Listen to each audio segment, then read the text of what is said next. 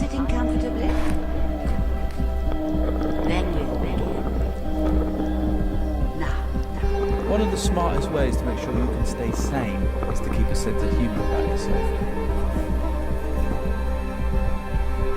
One day, the Almighty Creator was feeling bored and decided on a whim to break herself into a billion tiny pieces.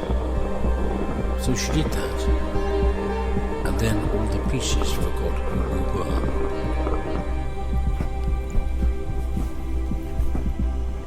A reality tunnel is the presupposed filters we or the world place on our perception of reality.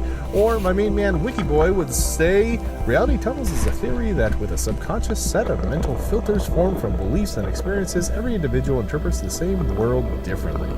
So that's why angry people see an angry world, sad people see a sad world, and mimes live in a world of pure debauchery and sin.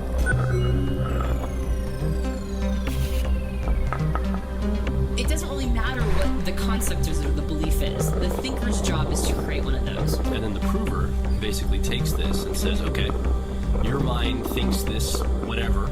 I'm going to find the evidence to support what you believe. Right.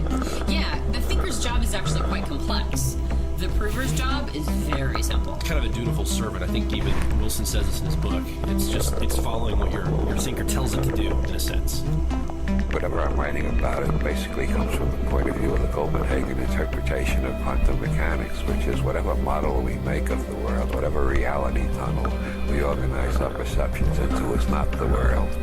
It's a model we've made. Did you hear it?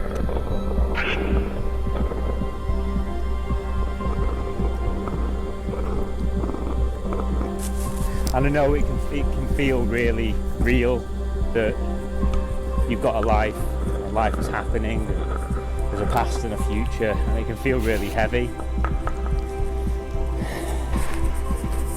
But when it's realised that it's not real, it is a story, and that this is everything, the heaviness just completely drops.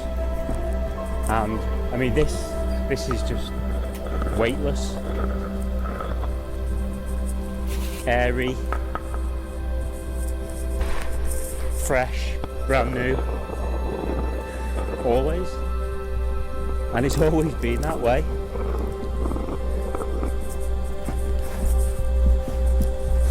It is a joke. It's an absolute joke.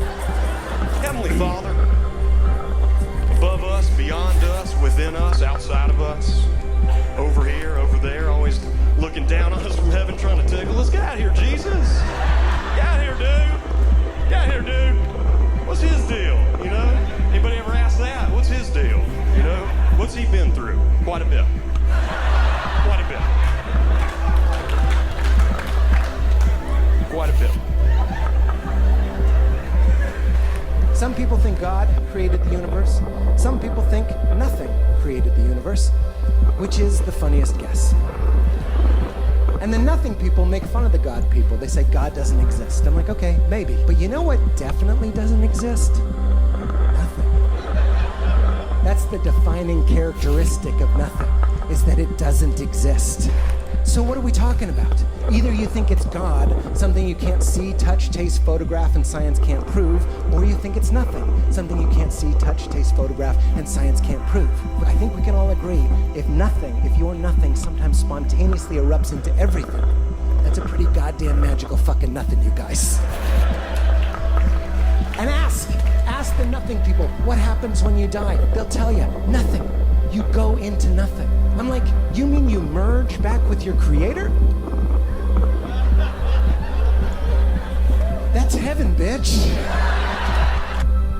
The only proper response to that is a small smile. You know, people who take life seriously, I think, are going to find it slipping through their fingers in a very maddening fashion.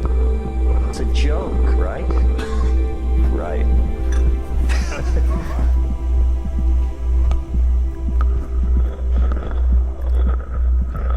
That's why people keep climbing mountains.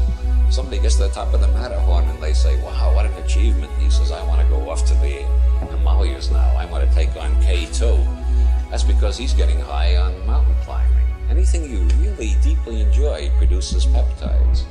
And that's one of the best arguments for a libertarian society. If people could do what they really enjoy, they'd all be high and happy. And high and happy people don't go around making others miserable. I didn't make a question.